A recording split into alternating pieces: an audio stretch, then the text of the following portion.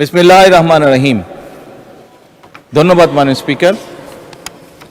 প্রথমেই আমি আল্লাহ রাব্বুল আলামিনের কাছে অশেষ শুকরিয়া আদায় করছি, কারণ আল্লাহ রাব্বুল আলামিন আজকে আমাদেরকে এই তৌফিক দিয়েছেন। মাননীয় স্পিকার, আপনি এবং আমরা সহ আজ আমরা একটি ফ্যাসিবাদ মুক্ত পরিবেশে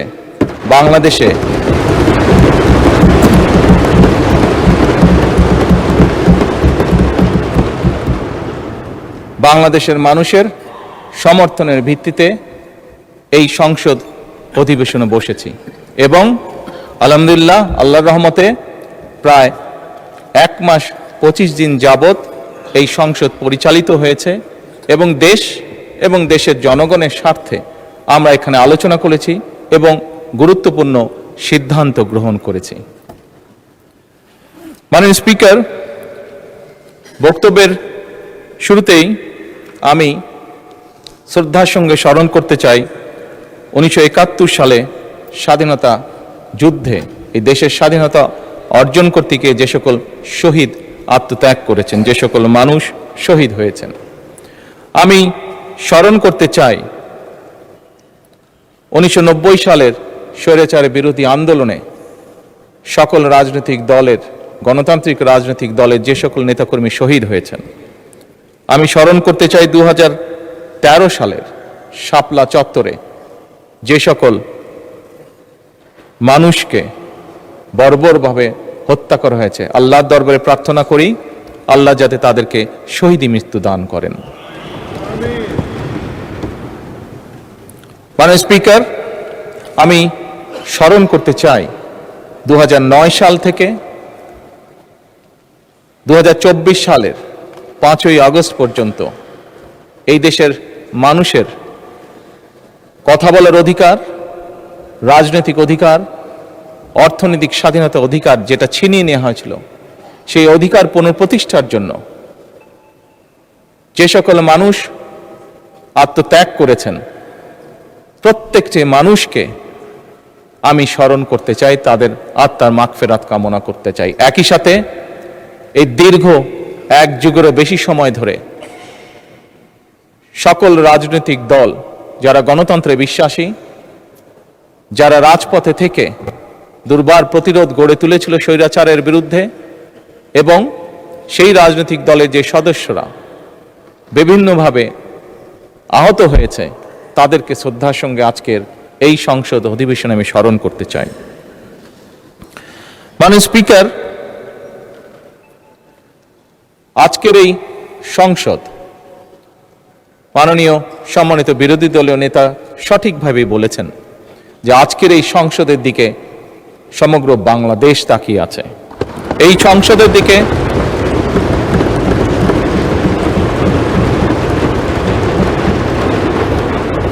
পৃথিবীর প্রতিটি কর্নারে যেখানেই একজন বাংলাদেশী আছে, সম্ভবত প্রত্যেকটি মানুষ এই সংসদের বর্তমান এবং এই সংসদের ভবিষ্যতের দিকে তাকিয়ে আছে একটি দৃঢ় প্রত্যাশা, আশা নিয়ে।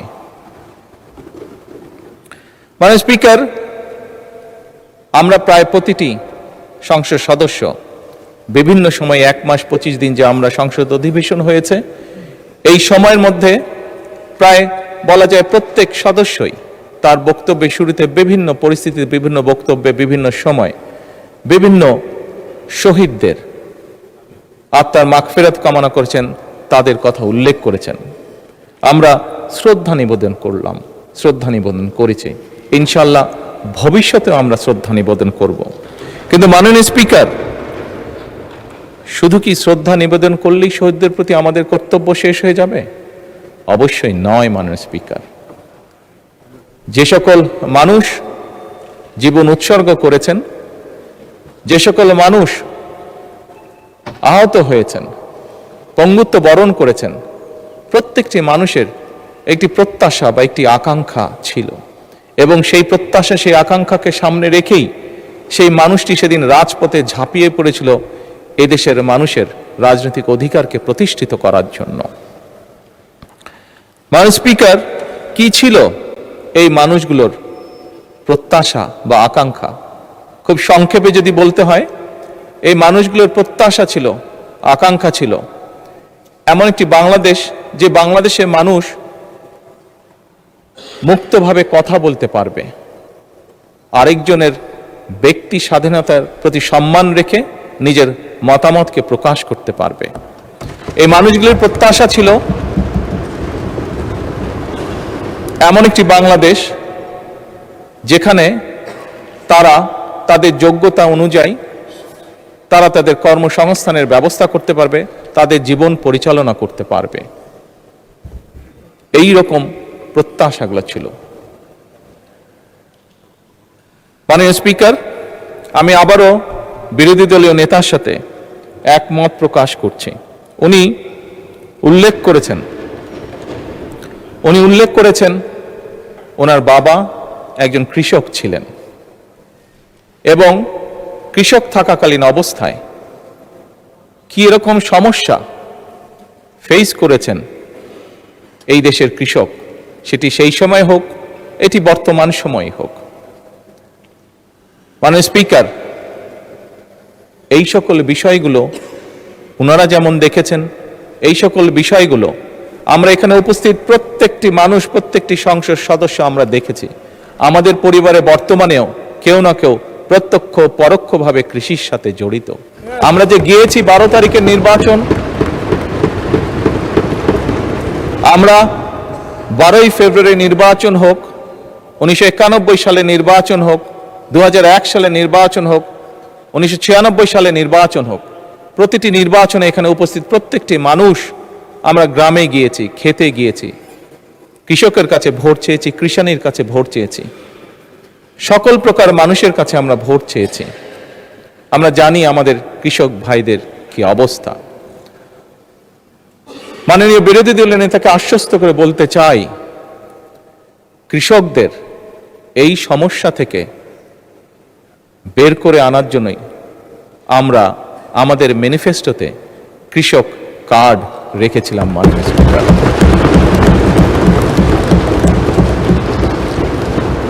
আবারও নির্দ্বিধায় বলতে হবে, আল্লাহ রব্বুল আলমীর কাছে শুকরিয়া আদায় করা ছাড়া কোনোই উপায় নেই।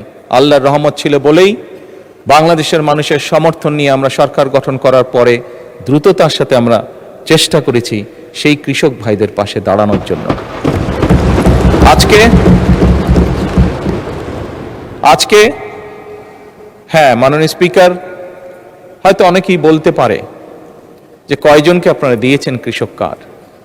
আমরা দেওয়া শুরু করেছি মাননীয় স্পিকার, পর্যায়ক্রমিকভাবে আমরা কৃষক বলতে যাদেরকে বোঝায় তাদের কাছে ধীরে ধীরে আমরা পৌঁছাবো। এবং শুধু কৃষক বলতে সাধারণত আমরা যে বুঝি যে মানুষগুলো, শুধু তাই নয়, যে ধান ফলায় শুধু সেই কৃষকই নয়, যে ধান ফলায়, যে মৎস্য চাষ করে, যে গবাদি পশু চাষ করে, প্রত্যেক ধরনের কৃষকের কাছে আমরা পৌঁছতে চাই।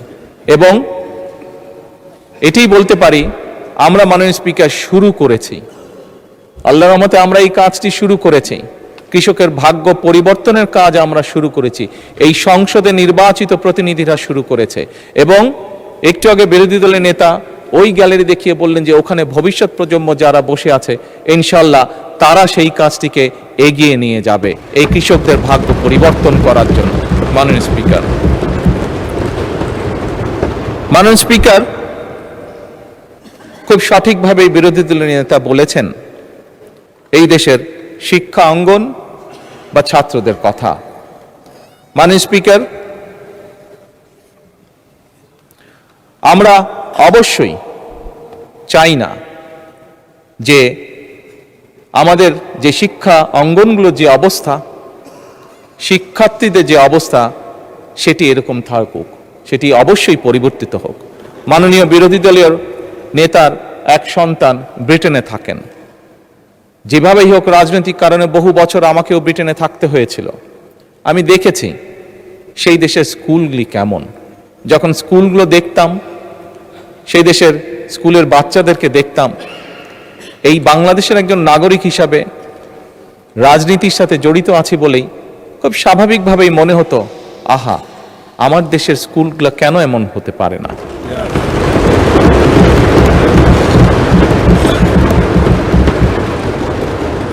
মাননীয় স্পিকার,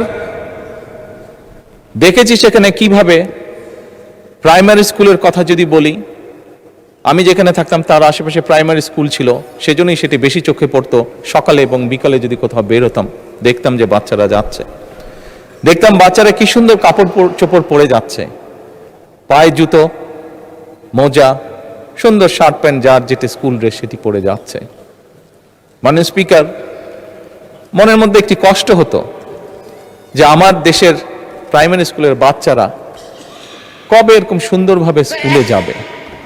মাননীয় স্পিকার, প্রাইমারি স্কুলের টিচার 2-4 জন যাদেরকে চিনতাম, দেখতাম যে তারা কি সুন্দরভাবে বাচ্চাদেরকে ক্লাসে শিক্ষা দান করছে।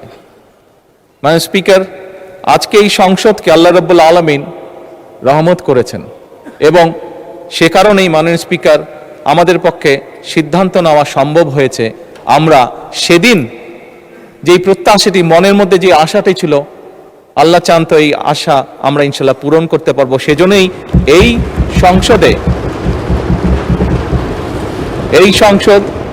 সংসদে মাধ্যমে যে সরকার গঠিত হয়েছে, মাননীয় স্পিকার, এই সরকার সিদ্ধান্ত গ্রহণ করেছে এবং কাজও শুরু করেছে। আমরা ইনশাল্লাহ আগামী জুলাই মাস থেকে পর্যায়ক্রমিকভাবে ধীরে ধীরে প্রাইমারি স্কুলের বাচ্চাদেরকে স্কুল ব্যাগ দিব, পর্যায়ক্রমিকভাবে বাচ্চাদের আমরা স্কুল ড্রেস দিব এবং পর্যায়ক্রমিকভাবে মাননীয় স্পিকার আমরা বাচ্চাদেরকে জুতার ব্যবস্থা ইনশাল্লাহ করব। এখন আসুন, মাননীয় স্পিকার, বিরোধী দলীয় নেতা বলেছেন পরিবেশের কথা। কিসের পরিবেশ? শিক্ষাঙ্গনের পরিবেশ। উনি ওনার কিছু কনসার্ন এক্সপ্রেস করেছেন। মাননীয় স্পিকার, আমিও এই দেশের শিক্ষা প্রতিষ্ঠানে পড়েছি। 90-এ স্বৈরাচার বিরোধী আন্দোলনের সময় আমি বেশ অনেকবার সেই সময় রাজনৈতিক ডামাডোলে শিক্ষাঙ্গনের মধ্যে পড়েছিলাম। 2-1বার বেশ সিরিয়াস অবস্থার মধ্যে পড়ে গিয়েছিলাম। মাননীয় স্পিকার, স্বাভাবিকভাবেই আমি চাই আমার দেশের সন্তানেরা একটি সুন্দর পরিবেশে লেখাপড়া করুক। মাননীয় স্পিকার, সার্বিক বিশ্ব পরিস্থিতিতে আমরা দেখেছি বিশ্বের প্রত্যেকটি দেশ মধ্যপ্রাচ্যে যে ক্রাইসিস যাচ্ছে, যে যুদ্ধ অবস্থা, তার কারণে পৃথিবীর প্রায় প্রত্যেকটি দেশ জ্বালানির সমস্যার সম্মুখীন হয়েছে, যার তাপ হয়তো বাংলাদেশে এসেও লেগেছে। বাংলাদেশের মানুষ বেশ কিছুদিন কষ্ট পেয়েছে এটিতে। আমি বিরোধী দলের নেতার সাথে এই ব্যাপারে কম বেশি একমত। মাননীয় স্পিকার, বিরোধী দলের পক্ষ থেকে সেদিন একটি প্রস্তাবনা দেওয়া হয়েছিল যে এই সমস্যাটি যদি আমরা উভয় একসাথে বসি আলোচনা করি, তাহলে হয়তো মিটমাট করা বা একটা শুরু বের করা সম্ভব হবে। মাননীয় স্পিকার, সেদিন পরের দিন আপনি উপস্থিত ছিলেন এই সংসদে। আপনার সামনেই আমি আমাদের অবস্থান থেকে আমাদের প্রস্তাবনা বিরোধী দলের কাছে উপস্থাপন করেছি। আমরা যৌথভাবে একটি কমিটি গঠন করেছি এ ব্যাপারে আলোচনা করে কি সিদ্ধান্ত নেওয়া যায় যাতে দেশের মানুষ স্বস্তিতে থাকতে পারে। মাননীয় স্পিকার, আমি মনে করি আমরা আজও এই সমস্যার সমাধান উভয় পক্ষ একসাথে বসে নিশ্চয়ই ইনশাল্লাহ বের করতে সক্ষম হব।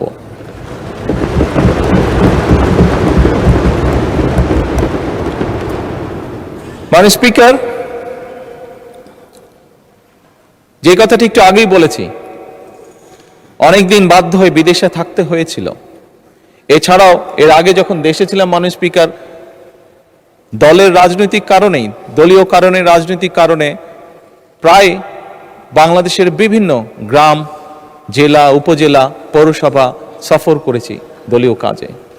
মাননীয় স্পিকার, সেই সময় দেখেছি এবং সেই সময় দেখে আমার কাছে মনে হয়েছে যে এই দেশে আমরা যত পরিকল্পনাই গ্রহণ করি না কেন, মাননীয় স্পিকার, এই পরিকল্পনাগুলোকে যদি সফল করতে হয়, দেশের অবস্থার যদি পরিবর্তন করতে হয়, মাননীয় স্পিকার, তাহলে আমাদের এই টোটাল জনসংখ্যার অর্ধেক যারা, তাদেরকে আমরা যদি অবজ্ঞা করি, পেছনে ফেলে রাখি, তাহলে কোনোভাবেই সেটি সম্ভব নয় মাননীয় স্পিকার। এবং সে কারণেই মাননীয় স্পিকার 1991 থেকে 96 এবং 2001 থেকে 2006 সাল যখন বাংলাদেশ জাতীয়তাবাদী দল দেশনেত্রী খালেদা জিয়ার নেতৃত্বে দেশ পরিচালনার দায়িত্বে ছিল, তখন আমরা মেয়েদের শিক্ষা ব্যবস্থা ক্লাস 12 পর্যন্ত আমরা ফ্রি করেছিলাম।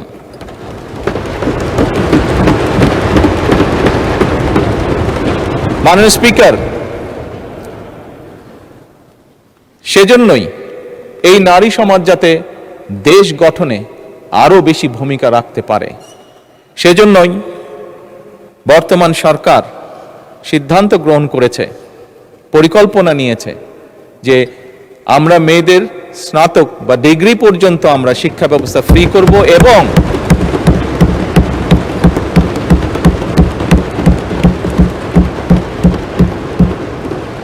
মাননীয় স্পিকার, যারা ভালো রেজাল্ট করবে, যে সকল মেয়েরা ভালো রেজাল্ট করবে, তাদেরকে আমরা উপবৃত্তির ব্যবস্থা করব ইনশাআল্লাহ সরকার থেকে।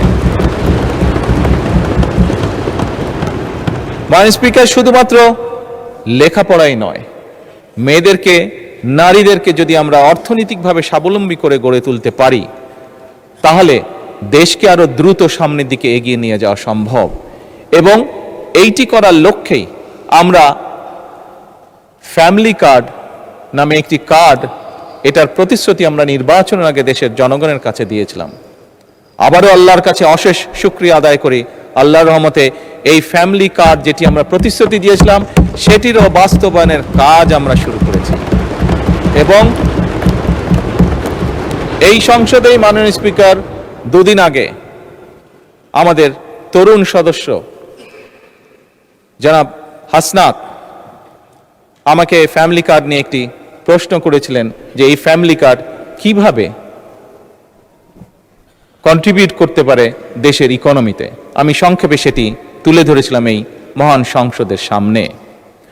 এবং সেদিন আমি পরিষ্কারভাবে বলেছিলাম, অনেকেই হয়তো, অনেকের মনেই প্রশ্ন আছে এত টাকা কিভাবে দিবে এবং এত টাকা এইভাবে দিয়ে দিলে সম্ভব কিনা। আমাদের সকলকে বিষয়টি একটু অন্যভাবে দেখতে হবে। যেই টাকাটি আমরা ফ্যামিলি কার্ডের মাধ্যমে দিচ্ছি, এটি ইনভেস্টমেন্ট হিসেবে দেখতে হবে, এবং আপনি যখন ইনভেস্ট করবেন রিটার্ন অবশ্যই আসবে। আমি সেদিন বলেছিলাম, মাননীয় স্পিকার, আমি সেদিন বলেছিলাম যে এই ফ্যামিলি কার্ডের যেই টাকা ফ্যামিলি কার্ডে যাবে, একজন নারী যেটি পাবে, উনি যেই কাজে ব্যবহার করবেন এই টাকাটা, সেই ব্যবহৃত টাকাটা এই দেশের গ্রামীণ অর্থনীতিকে ধীরে ধীরে শক্তিশালী করে তুলবে।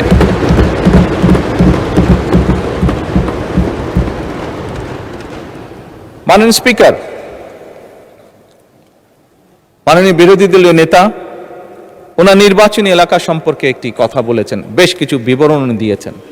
এই সংসদে আজকে দাঁড়িয়ে আমি আমার অবস্থান থেকে পরিষ্কারভাবে বলতে চাই, অনুরোধ জানাবো মাননীয় বিরোধী দলীয় নেতাকে, মাননীয় বিরোধী দলীয় নেতা, আমি যে মন্ত্রণালয়ের অধীন কাজ, আমার পাশেই সেই মিনিস্টার সাহেব বসে আছেন।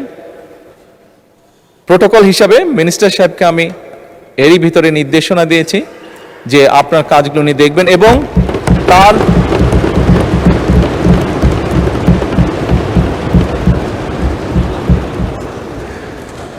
বিরোধী দলীয় উপনেতা বোধহয় কিছু বলতে চাইছেন, কোনো অসুবিধা নেই।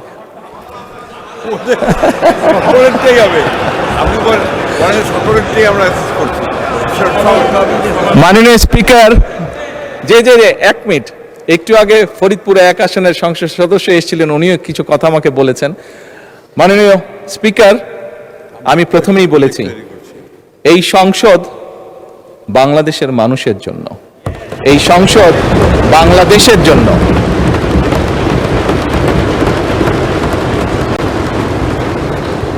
মাননীয় স্পিকার, যে কথাটি বলছিলাম, আমি বিরোধী দলের নেতা এবং উপনেতা, স্বাভাবিকভাবে যেহেতু ওনারা নেতা এবং উপনেতা, স্বাভাবিকভাবে লিডার তো কিছুটা প্রায়োরিটি পাবেই। ওনাদের দুজনকে বলে দয়া করে আপনাদের বিষয়গুলো যদি আমার অফিসেও যদি একটা কপি পাঠিয়ে দেন, আমি নিজে চেষ্টা করব দেখার জন্য বিষয়গুলো।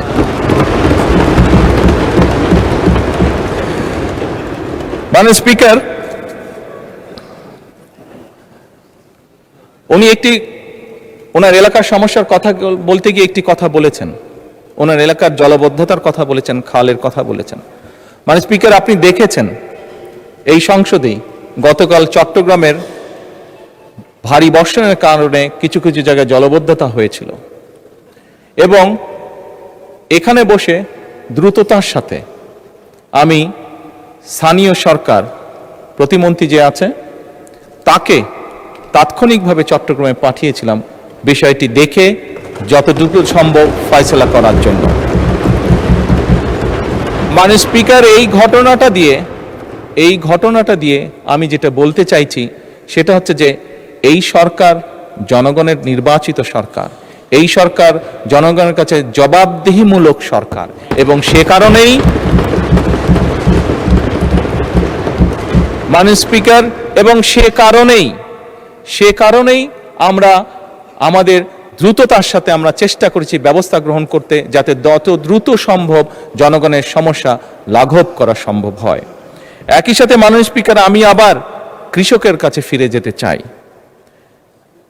আমরা দেখেছি আজকেও যদি আমরা পত্রপত্রিকা খুলি, সবগুলো পত্রপত্রিকাতে আজকে নিউজ আছে আমাদের বিভিন্ন অঞ্চলগুলো, নেত্রকোনা, কিশোরগঞ্জ, সুনামগঞ্জ, ময়মনসিংহ সহ আরো বেশ কিছু অঞ্চল মাননীয় স্পিকার ভারী বর্ষণের কারণে গত 48 ঘন্টায় বেশ ভারী বর্ষণ হয়েছে অনেকগুলো জায়গায় এবং তার কারণে বড় ফসলে অনেক ক্ষতি হয়েছে। মাননীয় স্পিকার, এখানে আমাদের ত্রাণ মন্ত্রী বসে আছেন দুলু সাহেব, যার কথা বিরোধী দল নেতা উল্লেখ করেছেন। ওনাকে গতকালকেই আমি নির্দেশনা দিয়েছি, তারও দুদিন আগে যখন ওয়েদার ফোরকাস্ট আমি দেখেছিলাম সেই স্থানীয় প্রশাসনকে আমি নির্দেশনা দিয়েছিলাম যে সকলের লিস্ট করে কোথায় কোথায় বড় ধানের কৃষক আছে, কারা কারা ক্ষতিগ্রস্ত হতে পারে, কি হতে পারে সেই ব্যবস্থা গ্রহণ করার জন্য। মাননীয় স্পিকার, এই কথাটা দিয়েও আমি বলতে চাইছি যে এই সরকার জনগণের সরকার, জনগণের নির্বাচিত সরকার। আমাদের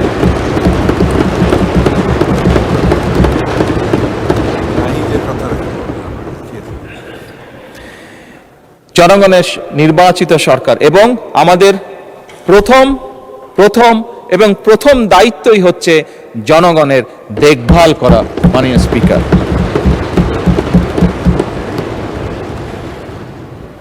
এবং সে কারণে মাননীয় স্পিকার, বিরোধী নেতা এলাকায় উনি যে কষ্টটা পাচ্ছেন জলাবদ্ধতার কারণে, এই সমস্যাটি সমগ্র বাংলাদেশেই কম বেশি আছে। মাননীয় স্পিকার, বাংলাদেশে এরকম অনেক জায়গা আছে যেখানে বর্ষাকালেও কৃষকরা পানির কষ্ট ভোগ করে, যেখানে বর্ষাকালেও বিভিন্ন সময় সেচ ব্যবস্থা তারা দিতে পারে না, শুধুমাত্র সঠিকভাবে সেচের পানি তারা আনতে পারে না বলে। এবং সে কারণেই মাননীয় স্পিকার, শহীদ রাষ্ট্রপতি জিয়াউর রহমানের সেই যুগান্তকারী খাল খনন কর্মসূচি আমরা আবারও শুরু করেছি।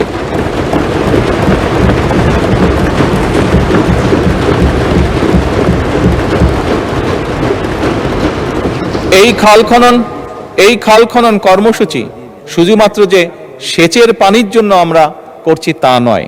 এই খাল খনন, জি এটা 10,000 টাকা, যেটা যে অসুবিধা নেই বলবো। এই খাল খনন যে শুধুমাত্র সেচের পানির জন্য আমরা ব্যবস্থা করছি তার জন্য নয়। মাননীয় স্পিকার, 20 কোটি মানুষের দেশ, বহু জায়গায় আপনি গ্রামের সন্তান। মাননীয় স্পিকার, আপনি দেখেছেন আপনার এলাকাতেও, আমরা সবাই জানি কম বেশি আমাদের প্রত্যেকের এলাকাতে গ্রামে কৃষকরা ডিপ টিউবওয়েল ব্যবহার করছেন। ঢাকা শহরে প্রতিদিন প্রায় 3 লক্ষ লিটার পানির প্রয়োজন হয়। 3 কোটি লিটার পানির প্রয়োজন হয়।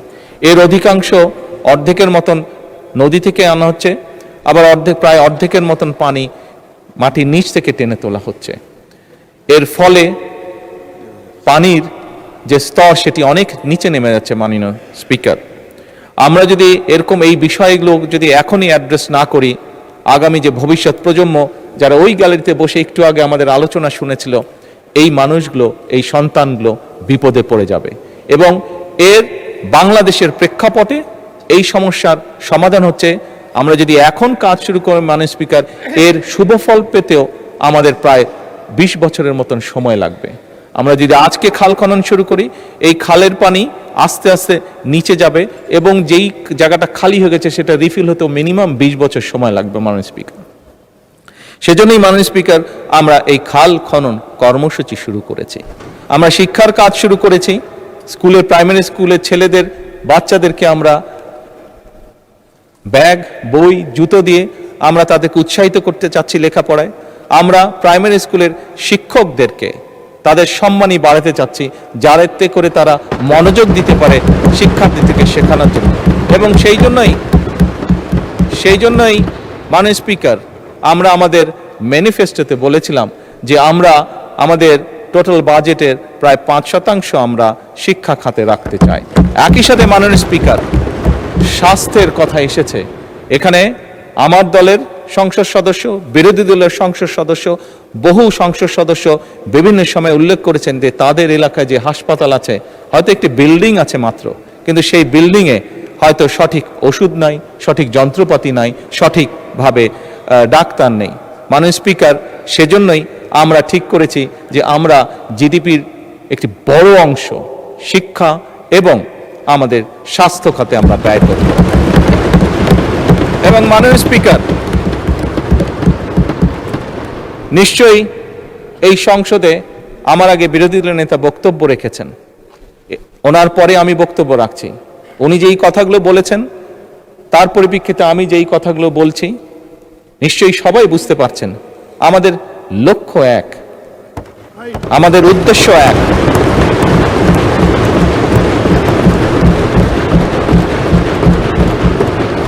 আমাদের গন্তব্য এক। লক্ষ্য কি? লক্ষ্য হচ্ছে বাংলাদেশের মানুষ। উদ্দেশ্য কি? উদ্দেশ্য হচ্ছে একটি সমৃদ্ধশালী বাংলাদেশ। গন্তব্য কি? গন্তব্য কি? একটি স্বনির্ভর, নিরাপদ, আত্মনির্ভরশীল বাংলাদেশ।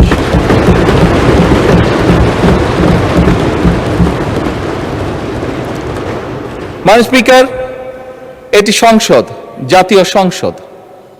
মাননীয় বিরোধী দলের নেতা বলেছেন আমরা এগ্রি করছি ডিসএগ্রিমেন্টের জন্য। Agree to disagree. মাননীয় স্পিকার, পৃথিবীর তাবৎ দেশ যারা গণতন্ত্রের চর্চা করে, প্রত্যেকটি পার্লামেন্টেই এটি একটি স্বীকৃত বিষয়।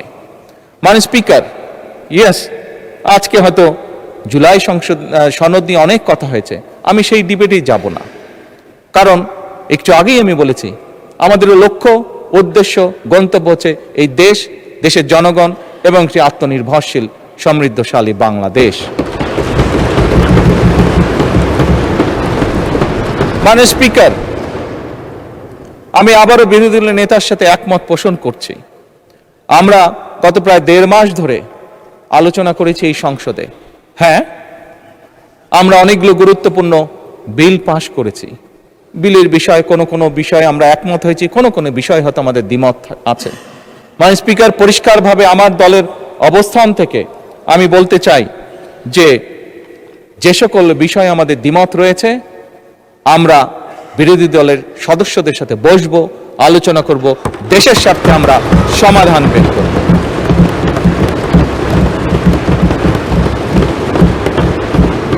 মাননীয় স্পিকার, নিশ্চয়ই আপনারও মনে আছে, এখানে সকলেরই মনে আছে, রোজার সময় বিরোধী দলীয় নেতা আমাকে ওনাদের ইফতার পার্টিতে দাওয়াত করেছিলেন। আমরা সেখানে গিয়েছিলাম। আমি গিয়েছিলাম, আমার সাথে আজকের হোম মিনিস্টারের সাথে ছিলেন। আমরা সেখানে ওনাদেরকে প্রস্তাব দিয়েছিলাম যে ডেপুটি স্পিকারের প্রস্তাবটি, যে ওটা ওনাদের দলীয় সিদ্ধান্তের কারণে ওনারা সেটা গ্রহণ করেন, সেটা ওনাদের পলিসির ব্যাপার। কিন্তু আমরা ওনাদেরকে প্রস্তাব দিয়েছিলাম যে আমরা চাই যে ডেপুটি স্পিকার আমরা ওনাদের কাছ থেকে চেয়েছিলাম। মাননীয় স্পিকার, আজকে আবারও পরিষ্কারভাবে আমি বলতে চাই, এই প্রস্তাবটি মাননীয় বিরোধী দলের নেতা এবং মাননীয় বিরোধী দলের সদস্যবৃন্দ, আমাদের এই প্রস্তাবটি এখনো ওপেন আছে। আমরা এখনো এই প্রস্তাবটি ওপেন রেখেছি। এই প্রস্তাবটি দেওয়ার মাধ্যমে আবারও আমরা আমাদের পরিষ্কার ইন্টেনশন বোঝানোর চেষ্টা করেছি। যেভাবে ঠিক বিরোধী দলের নেতা সেদিন বলেছিলেন যে আসুন আমরা দুই দল মিলে যদি একসাথে একটি কমিটি গঠন করি, যেখানে জ্বালানির বিষয়ে যদি কোনো সমস্যা থেকে থাকে আমরা আলোচনা করে একটি সিদ্ধান্ত নিতে পারবো। ওনারা যেরকম ওনাদের ইন্টেনশন দেখিয়েছেন, আমরাও সেই সময় আমাদের ইন্টেনশন পরিষ্কারভাবে তুলে ধরেছি। একইভাবে মাননীয় স্পিকার, এই সংসদ অধিবেশন শুরুর আগে আমি ওনার বাসায় গিয়েছিলাম। ওনার বাসায় গিয়ে দেশ পরিচালনা করার জন্য ওনাদের সহযোগিতা আমি চেয়ে এসেছিলাম। একইভাবে আমি নাহিদ ইসলামেরও বাসায় গিয়েছিলাম, এনসিপির কাছে আমি বলেছিলাম দেশ পরিচালনায় আপনাদেরও সহযোগিতার প্রয়োজন। মাননীয় স্পিকার,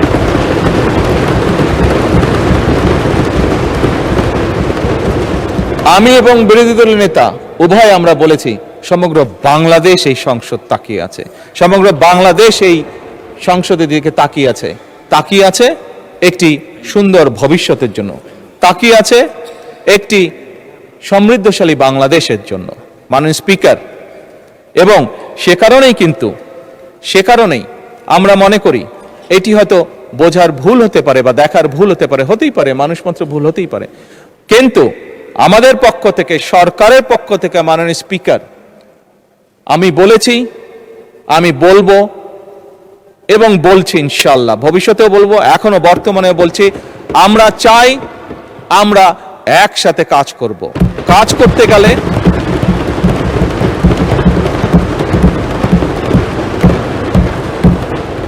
মাননীয় স্পিকার, অতীতে যতবারই গণতন্ত্র চলতে শুরু করেছিল বিভিন্ন সময় গণতন্ত্র বাধাগ্রস্ত হয়েছে। গণতন্ত্র যতবারই বাধাগ্রস্ত হয়েছে দেশের অর্থনীতি বাধাগ্রস্ত হয়েছে। গণতন্ত্র যতবারই বাধাগ্রস্ত হয়েছে দেশের স্বাস্থ্য ব্যবস্থা বাধাগ্রস্ত হয়েছে। গণতন্ত্র যতবারই বাধাগ্রস্ত হয়েছে দেশের মানুষের কর্মসংস্থান বাধাগ্রস্ত হয়েছে। গণতন্ত্র যতবারই বাধাগ্রস্ত হয়েছে দেশের অর্থনীতি, মাননীয় স্পিকার, বাধাগ্রস্ত হয়েছে।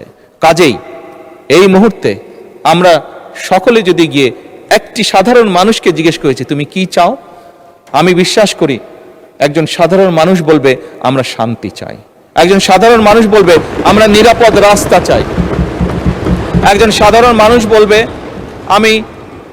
আমি আমার লেখাপড়া শেষ করে আমি একটি কর্মসংস্থান চাই, একজন গৃহিণী বা একজন নারী বলবে আমি নিরাপদে রাস্তায় যেতে চাই।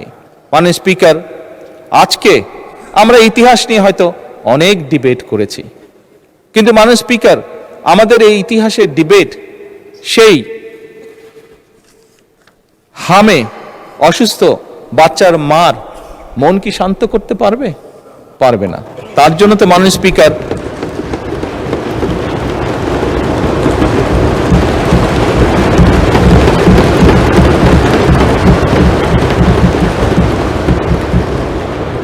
অথবা মাননীয় স্পিকার, যে ছেলেটি ইউনিভার্সিটি পাশ করে চাকরি সংস্থানের জন্য মাসের পর মাস ঘুরে বেড়াচ্ছে, তাকে কি আমরা আমাদের এই যে ঐতিহাসিক ডিবেট, কে আমরা কি করেছি অতীতে, সেই ডিবেট দিয়ে তাকে কি আমরা কিছু বুঝ দিতে পারবো? মাননীয় স্পিকার, পারবো না।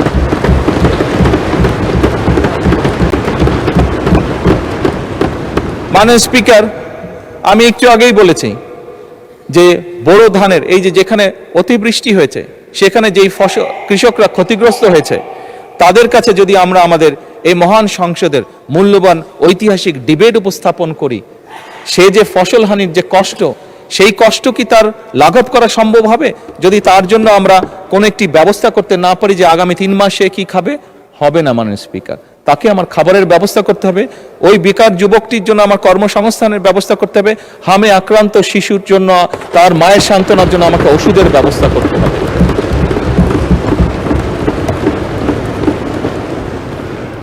মাননীয় স্পিকার, আমার কাছে একজন রাজনীতিবিদ হিসাবে মনে হয় খুব সম্ভবত বাংলাদেশের মানুষ যত না রাজনৈতিক ডিবেট চায়, যত না রাজনৈতিক বিভিন্ন বক্তব্য চায়, তার থেকে তারা তাদের সমস্যার সমাধান চায়। মাননীয় স্পিকার, আজকে এই মুহূর্তে মাননীয় স্পিকার, আমার দলের সদস্যরা এবং ক্ষেত্র বিশেষ আমি দেখছি বিরোধী দলের বন্ধুরাও আমার কিছু কিছু কথায় টেবিল থাপড়াচ্ছেন। মাননীয় স্পিকার, এই যে চেয়ারটা আপনি দেখছেন, যেই চেয়ারে আমি এখানে বসছি আপনার সামনে, মাননীয় স্পিকার, এই চেয়ারটি খুব কঠিন একটি চেয়ার মাননীয় স্পিকার। এই চেয়ারটি দেখলে মনে হয় বসতে খুব আরাম, আসলে মাননীয় স্পিকার মোটেও আরামের না।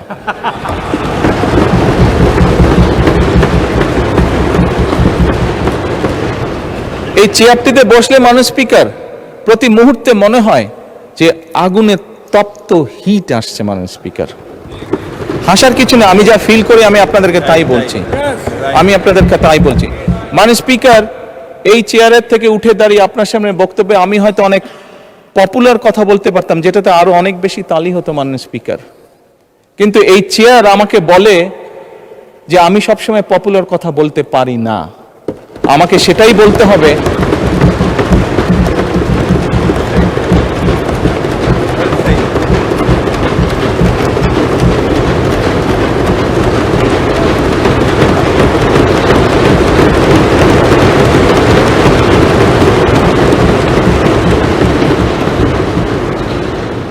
মাননীয় স্পিকার। একজন রাজনীতিবিদ হিসাবে আমারও তো ইচ্ছা করে পপুলার কথা বলতে, যাতে জোরে জোরে তালি পায়, কিন্তু এই চেয়ার প্রতি মুহূর্তে আমাকে স্মরণ করে দেয়, no, you have to take the right decision, not the popular decision.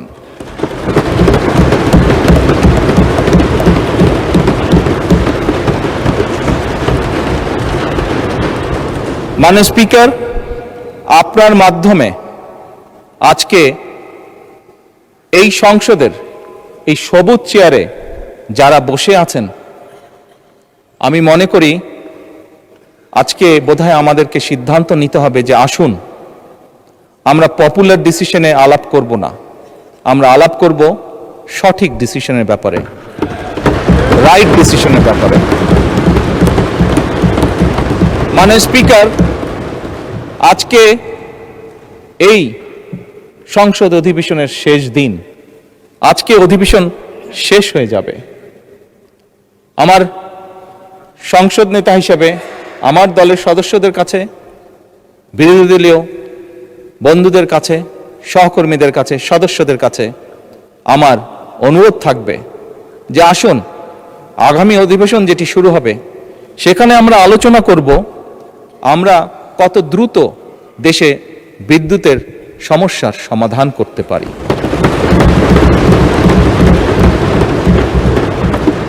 মাননীয় স্পিকার, আমরা আলাপ করতে চাই, আমি আলাপ করতে চাই আগামী সংসদে কত দ্রুত আমরা কত বেশি সংখ্যক মানুষের কর্মসংস্থান, দেশেই হোক বিদেশি হোক, তৈরি করতে পারি।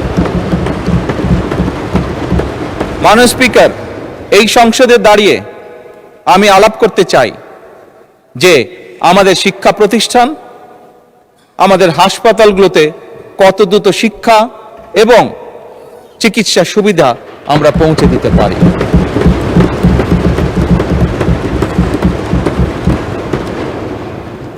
মাননীয় স্পিকার, দিনের কার্যবিধিতে আপনি যখন শুরু করেন, বিভিন্ন সময় বিভিন্ন সংসদ সদস্য বলে ওঠেন তার রাস্তায়, তার এলাকায় রাস্তা লাগবে, তার এলাকায় ব্রিজ লাগবে, কারো এলাকায় কালভার্ট লাগবে। স্বয়ং বিরোধী দলীয় নেতা ওনার এলাকার সমস্যার কথা বলেছেন। মাননীয় স্পিকার, আমরা যদি দেশের পরিস্থিতি স্থিতিশীল রাখতে না পারি, দেশে আমরা যদি অর্থনৈতিকভাবে শক্তিশালী করতে না পারি, মাননীয় স্পিকার, বর্তমান প্রেক্ষাপটে যেখানে 30 লক্ষ কোটি টাকার ঋণ নিয়ে এই সংসদ দেশ পরিচালনা শুরু করেছে, সেই দেশকে আমরা এগিয়ে নিতে পারবো না। আমরা যদি একটি স্টেবল গভর্নমেন্ট রাখি, আমরা যদি একটি স্টেবল পার্লামেন্ট এনশিওর করতে না পারি, মাননীয় স্পিকার, আমরা কোনোভাবেই এই দেশকে সামনে নিয়ে যেতে পারবো না। মাননীয় স্পিকার, এই দেশকে যদি সামনে নিতে হয় তাহলে অবশ্যই আমাদের উভয় পক্ষকে একসাথে কাজ করতে হবে। হ্যাঁ, বাংলাদেশে আইটি শিল্পের বিকাশ কিভাবে হবে এ ব্যাপারে হয়তো আমাদের মধ্যে ডিবেট হতে পারে, এ ব্যাপারে আমাদের মধ্যে দ্বিমত থাকতে পারে, কিন্তু বাংলাদেশের আইটি শিল্পের বহিঃপ্রকাশ হতে হবে, এ ব্যাপারে আমাদের মধ্যে নিশ্চয়ই কোনো ডিবেট নেই। মাননীয় স্পিকার, সেজন্যই আসুন আজকে আমরা সিদ্ধান্ত গ্রহণ করি যে আমাদের আলোচনার বিষয়বস্তু হবে এই দেশের মানুষের ভাগ্যের পরিবর্তন। আমাদের আলোচনার বিষয়বস্তু হবে আমাদের আলোচনার স্পিকার আমাদের আলোচনার বিষয়বস্তু হবে যে আমরা অন্য দেশের উদাহরণ দেব না, বরং আমাদের দেশকে আমরা সামনে এগিয়ে নিয়ে যাব। স্পিকার 1971 সালে এই দেশ যখন স্বাধীন হয়েছে, এই মুহূর্তে আমরা বিভিন্ন বিবেচনায় আমাদের দেশকে যদি স্ট্যান্ডার্ডে ধরি, আমাদের মতন অনেকগুলো দেশ ছিল যারা হয়তো 1972-73 সালে স্বাধীন হয়েছে, তারা আমাদের থেকে এগিয়ে গিয়েছে। স্পিকার আমরা পারিনি কেন? বিকজ বিভিন্নভাবে এই দেশকে একটু আগেই যেটা বলেছি স্পিকার, বাধাগ্রস্ত করা হয়েছে গণতন্ত্রকে। স্পিকার গণতন্ত্র বাধাগ্রস্ত যদি হয়, গণতন্ত্র প্রতিবার বাধাগ্রস্ত হলে অর্থনীতি, শিক্ষা, স্বাস্থ্য সবকিছু বাধাগ্রস্ত হবে। কাজেই মাননীয় স্পিকার, আপনার মাধ্যমে আমি বিরোধী দলীয় সহকর্মীদের কাছে আহ্বান জানাতে চাই, আসুন আমরা ডিবেট করব, আমরা বিতর্ক করব, আমরা আলাপ করব, আমরা আলোচনা করব, আমরা বসবো, কথা বলবো, কিন্তু কোনোভাবেই এই সংসদকে ব্যর্থ হতে দেওয়া যাবে না।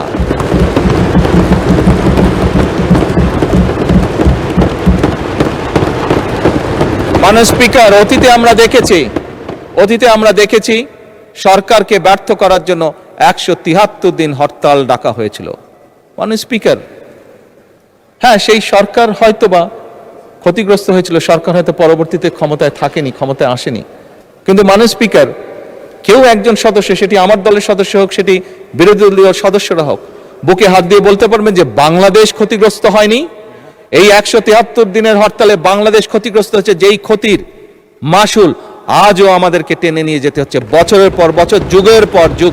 স্পিকার কাজেই স্পিকার আমি আর সময় নিব না, অনেক বিরোধী দলীয় নেতাকে আপনি সময় রিমাইন্ডার দিয়েছেন, আমি চাই না যে আমাকে আপনি সময় রিমাইন্ডার দিন। স্পিকার আমি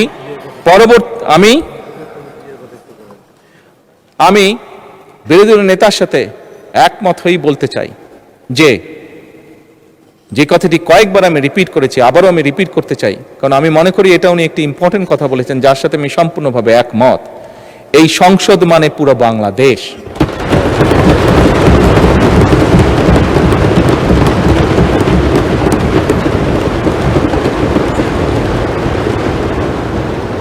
এই সংসদ মানে, এই সংসদের সফলতা মানে ভবিষ্যৎ সমৃদ্ধ বাংলাদেশ। এবং স্পিকার এটি সংসদের রীতি, সংসদের নীতি। স্পিকার একটি দল সরকারে থাকবে, একটি দল বিরোধী দলে থাকবে। সেই জন্যই আমি বারে বারে বলছি এই সংসদের দ্বারা গঠিত সরকার। স্পিকার এই সরকারের টিকে থাকা, এই সরকারের সফলতা মানেই কিন্তু সমৃদ্ধির পথে এগিয়ে যাওয়া। কারণ আমি বিশ্বাস করি এই সংসদ এমন একটি সংসদ যা বাংলাদেশের অতীতে কোনো দিন হয়নি। বর্তমানে সংসদ, বর্তমান এবং ভবিষ্যতে হবে যেটি, সেটি হলো উভয় পক্ষ দেশের স্বার্থে আমরা একসাথে কাজ করব।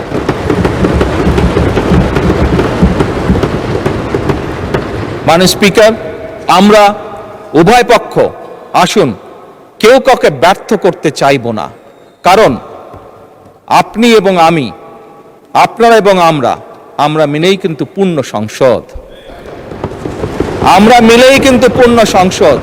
কাজে আপনি ব্যর্থ হলে আমি ব্যর্থ, আমি ব্যর্থ হলে আপনি ব্যর্থ, এই কথাটি আমাদেরকে মনে রাখতে হবে। এবং আমরা যে কোনো একজন ব্যর্থ হলেই বাংলাদেশ ব্যর্থ হয়ে যাবে। আমরা কেউই এই সংসদের কোনো একজন সদস্য আমরা শয়নে স্বপ্নে কেউ ব্যর্থ বাংলাদেশ দেখতে চাই না। কারণ বর্তমান বাংলাদেশ ৭১-এর পরবর্তী বাংলাদেশ যেরকম শহীদের রক্তের উপরে দাঁড়িয়েছিল, বর্তমান বাংলাদেশ এবং বর্তমান সংসদ একইভাবে হাজারো শহীদের রক্তের উপরে দাঁড়িয়ে আছে।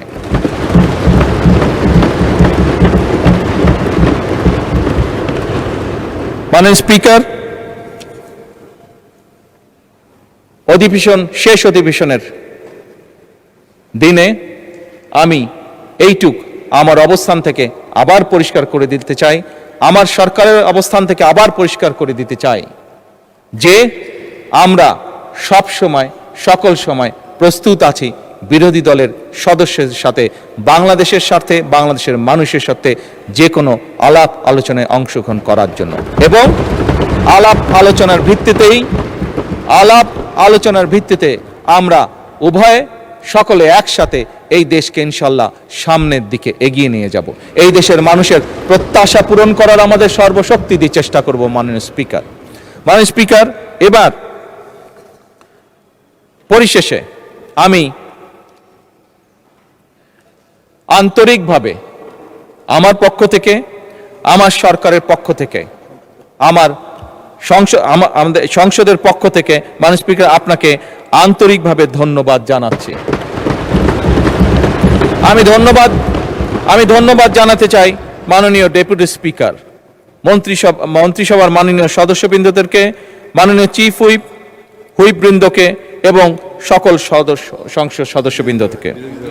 আমি বিশেষভাবে ধন্যবাদ জানাতে চাই মাননীয় বিরোধী দলীয় নেতা এবং বিরোধী দলীয় সকল সদস্যবৃন্দকে, কারণ একটু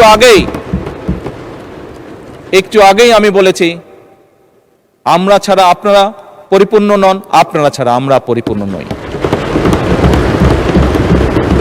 সেই কারণেই আমি মাননীয় বিরোধী দলীয় নেতা এবং বিরোধী দলীয় সকল সদস্যদেরকে বিশেষভাবে শুভেচ্ছা জানাতে চাই। আমি আন্তরিকভাবে ধন্যবাদ জানাতে চাই মাননীয় স্পিকার, সচিবালয়ের সচিব সহ কর্মকর্তা এবং কর্মচারী বৃন্দকে, সকল কর্মচারী বৃন্দকে।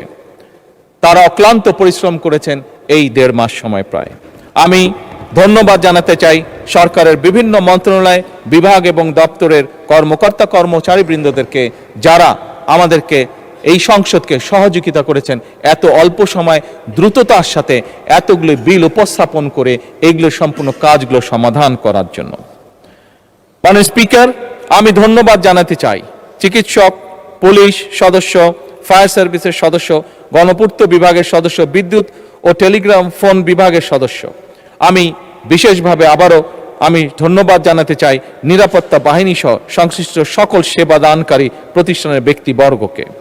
জাতীয় দৈনিক পত্রিকা, বিভিন্ন সংবাদ সংস্থা, বাংলাদেশ বেতার, সংসদ, বাংলাদেশ টেলিভিশন ও বেসরকারি টিভি চ্যানেল সহ দেশের সকল গণমাধ্যম, সাংবাদিক, কর্মকর্তা কর্মচারী বৃন্দদেরকে আন্তরিকভাবে ধন্যবাদ জানাতে চাই।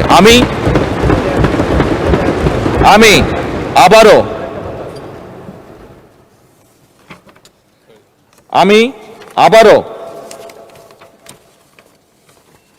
পরিষ্কারভাবে দৃঢ়চিত্তে বলতে চাই যে সকল ব্যক্তি এবং সংস্থাকে আমি ধন্যবাদ জানিয়েছি, তাদের সকলের সহযোগিতার কারণেই আজ আমরা এই সংসদটি সুন্দরভাবে এই অধিবেশনটি সমাপ্ত করতে পারলাম, এবং দেশ গঠনে এই প্রত্যেকটি সংস্থা এবং প্রত্যেক ব্যক্তির অবদান রয়েছে এবং ইনশাল্লাহ ভবিষ্যতেও থাকবে।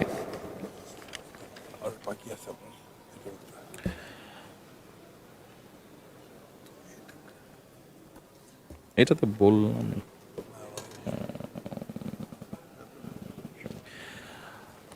মাননীয় স্পিকার, মাননীয় বিরোধী দলের নেতা, এই সংসদ কার্যালয়ের কর্মকর্তা এবং কর্মচারী বৃন্দ সহ সংসদ ভবন, প্রধানমন্ত্রী দফতরের সহায়ক হিসাবে বিভিন্ন বিটিভি এবং বেতার কর্মরত বিভিন্ন ব্যক্তির বিষয়ে উনি বলেছেন তাদেরকে কিছু সম্মানের ব্যবস্থা করার কথা, আপনাকে অনুরোধ জানিয়েছেন। আমি ওনার এই প্রস্তাবকে সম্পূর্ণভাবে সমর্থন করছি। মাননীয় স্পিকার,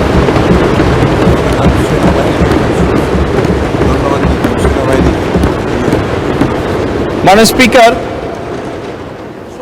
বাংলাদেশের সশস্ত্র বাহিনী বা সেনাবাহিনী, তাদেরকে আমরা যদি আমাদের ধন্যবাদের তালিকায় না আনি সেটি অন্যায় করা হবে।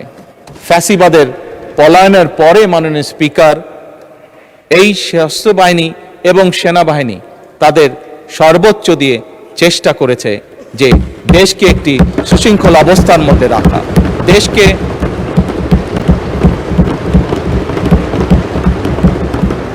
দেশে যাতে কোনো অরাজক পরিস্থিতি তৈরি হতে না পারে। আমি আইন শৃঙ্খলা বাহিনী সহ সশস্ত্র বাহিনীর সকল সদস্যবৃন্দদেরকে আন্তরিকভাবে ধন্যবাদ জানাতে চাই তাদের দায়িত্ব সঠিক সুন্দরভাবে পালন করার জন্য।